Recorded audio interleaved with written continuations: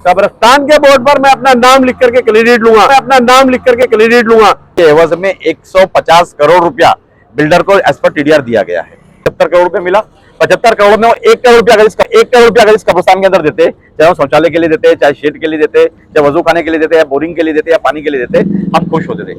हम नानी के माल के ऊपर दादी का फातिहा नहीं करते। बेबाक बातें, ताजा खबरें, तिखे बोल न्यूज, सच तिखा और साफ। हम आपको बता दें फिलहाल हम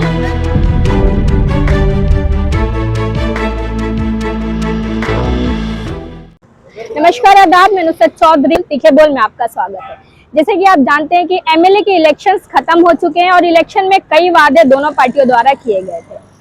कहीं ना कहीं सारे वादों में बहुत ही ज्यादा बड़ा मुद्दा था तो वो कब्रिस्तान का मुद्दा था। आज हम मौजूद हैं एमएम वैली कब्रिस्तान पे। यहाँ पर नजीमुल्लाह टीम द्वारा जफर नुमानी, राजू अंसारी, नेहा नायक और कई अन्य उनके पार्टी के लोग मौजूद थे। उनका ये आरोप है कि इस तरीके से कब्रिस्तान के गेट पे जो डॉक्टर जितेंद्र अवार्ड जी का नाम लिखा गया है वो कहीं ना कहीं गलत है। कब्रिस्तान पे या कोई भी ऐसी जगह जिसका निर्माण टीएमसी की निधि द्वारा हुआ है वहां पे एमएलए या किसी का भी नाम लिखा नहीं जाना चाहिए था।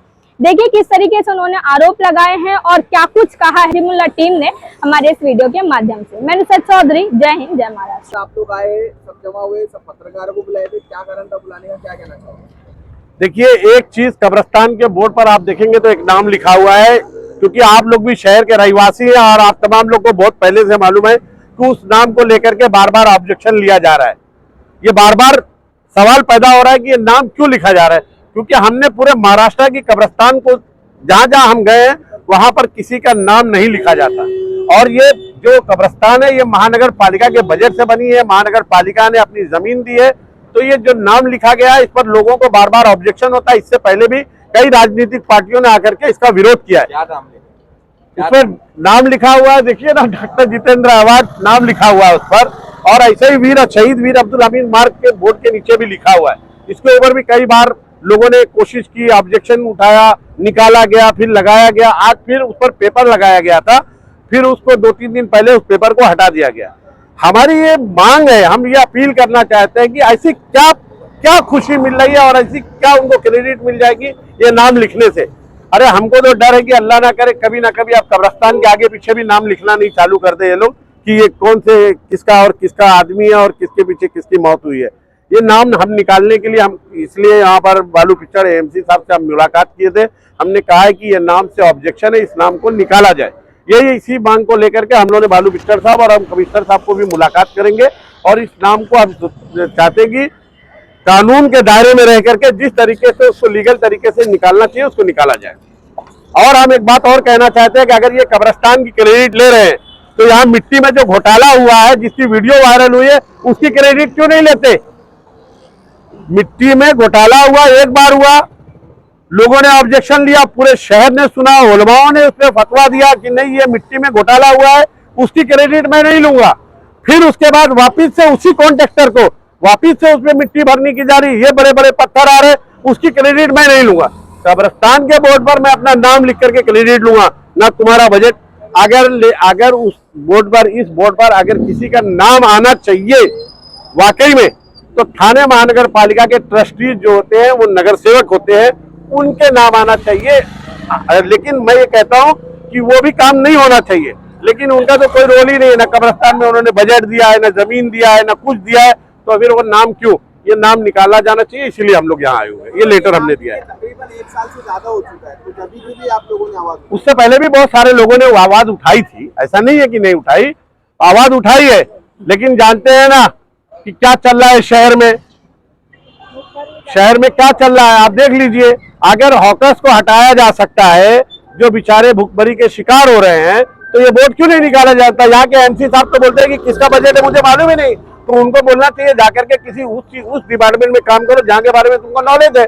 बिल्डरों के यहाँ नौकरी कर लो, क्योंकि बिल्डर कहाँ बिल्डिंग बन रही है उसके बारे में उनको नॉलेज है, वहां जाके नौकरी करना चाहिए। महानगर पालिका का बजट उनको यही नहीं मालूम, बोले हम पता करेंगे बजट किसका है, क्या हुआ है, कैसे हुआ है, फिर घर में बोलना आराम करो, या तो बिल्डरों के यहाँ नौकरी कर लो। यह हाल है हमारे शहर का। एएमसी का यहाँ का जो जिम्मेदार है यहाँ का, उसको ही नहीं मालूम। नाम निकलना चाहिए, ये हमारा पूरा प्रयास रहेगा। कुछ क्या करेंगे आप? हम लोग पूरी हम कमिश्नर साहब को मिलेंगे, नहीं तो दूसरा स्टेप तो मालूम है, आंदोलन करेंगे हम उसके जरिए। और क्या कर सकते हैं, जो हमारा अधिकार है। अजू सर, अभी आप एएमसी से मिलकर आए हैं, उन्होंने क्या आश्वासन आपको दिया है इस बोर्ड को लेकर? देखो, ऐसा है कि जो असिस्टेंट म्युनिसिपल कमिश्नर या सहायक आयुक्त जो होता है वो प्रशासकीय अधिकारी होता है। उसके अंदर जो तांत्रिक बात होती है उसके बारे में उसको इल्म नहीं होता है, जिस तरीके से जफर नुमानी साहब ने कहा।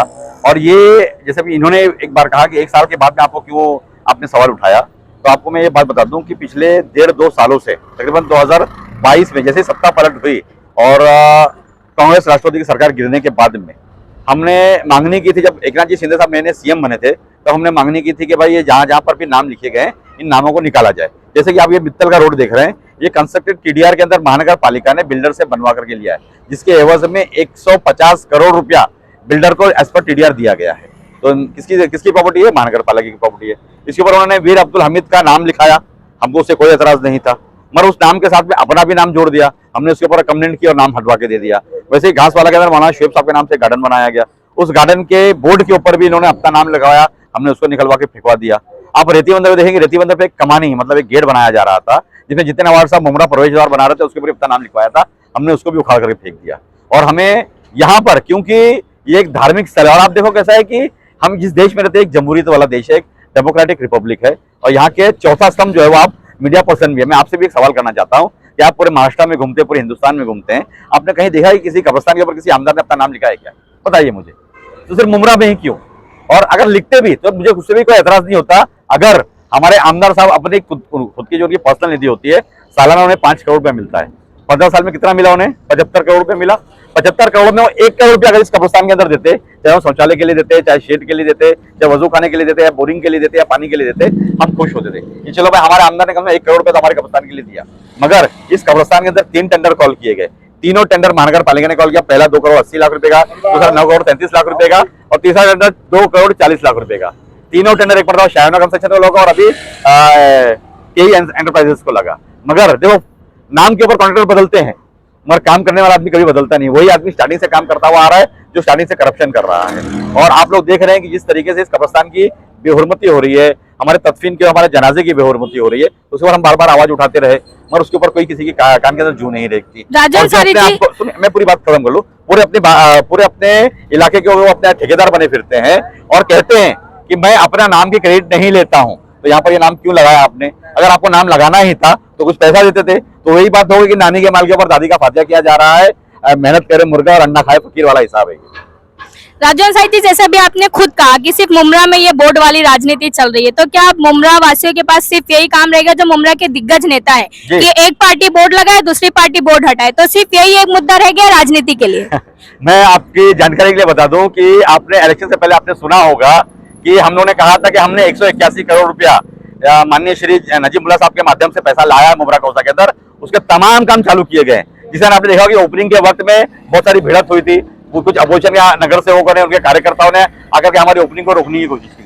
किधर है अभी वो लोग?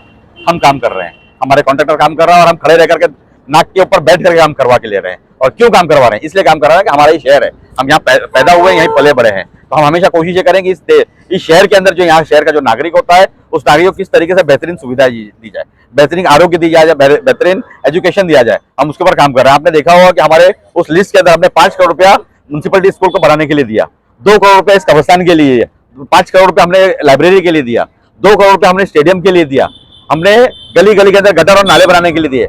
181 करोड़ रुपया देने के बाद में अभी हमारा वर्क ऑर्डर इस मंडे को निकला है, जिसके अंदर मुमरा प्रभाग समिति के लिए 27 करोड़ रुपया नाले के लिए और 56 करोड़ रुपया दीवा प्रभाग समिति के नाले के लिए दिया गया। वो भी हमारे नजीमुल्लाह साहब और हमारे डॉक्टर श्रीकांत शिंदे साहब की मेहनत की वजह से नाले का पैसा आया हुआ है। और ऐसे ही हम काम करते रहेंगे अगले 5 साल तक। हमें किसी ने वोट दिया, किसी ने नहीं दिया, हम उससे परे हैं। आपने देखा होगा कि जिस तरीके से दोस्ती के अंदर हमारे खासदार साहब को वोट ना मिलते हुए भी उन्होंने 27 लाख रुपए का वाटर का डिस्ट्रीब्यूशन सेटअप लगा करके दिया था। उसके बाद में हमारे मुमरा के अंदर खासदार साहब ने अपनी निधि से 55 करोड़ रुपया देकर के सारे नगर सेवकों का भी काम चालू करवा के दिया है। आप देख रहे हो जैसे चांदनगर हमारी नेहा मैडम काम करवा रही है, इनके यहाँ काम कर रहा है, कौशल का काम किया जा रहा है। तो ये सब काम हमारे खासदार साहब कर रहे हैं और हम इस बात से हमेशा परे होते हैं कि हमें किसी ने वोट दिया या नहीं दिया, ये उसका हक है। क्योंकि हम जिस जमहूरी देश में रहते हैं, हर आदमी को अपना हक है कि अपने कैंडिडेट को चुने। उन्होंने हमें नहीं चुना, उनकी कोई वजूहत होगी, हम उनसे नाराज कभी नहीं होते। मगर हम कोशिश ये करेंगे कि अगला इलेक्शन जब आए तो वो इंशाल्लाह हमें वोट देंगे। इस तरीके हम काम करने की कोशिश करेंगे। और आपको एक बात बोलता हूँ मैं, आपने कहा ना कि भाई नाम वो वोट लगाएंगे और हम वोट लगाएंगे, हम कभी वोट लगाने के चक्कर में रहते नहीं। अगर लगाना होता ना तो जब ये कब्रिस्तान ओपनिंग की गई तो हम मुमरा कौसा के 14 नगर मुस्लिम जो नगर से होगा उनका हम नाम यहाँ लिखते थे। हम क्रेडिट का काम करने वाले लोग नहीं है। हम नानी के माल के ऊपर दादी का फातिहा नहीं करते। हम जो मेहनत करता है वही अंडा खाना चाहिए, हम इसके ऊपर विश्वास रखते हैं।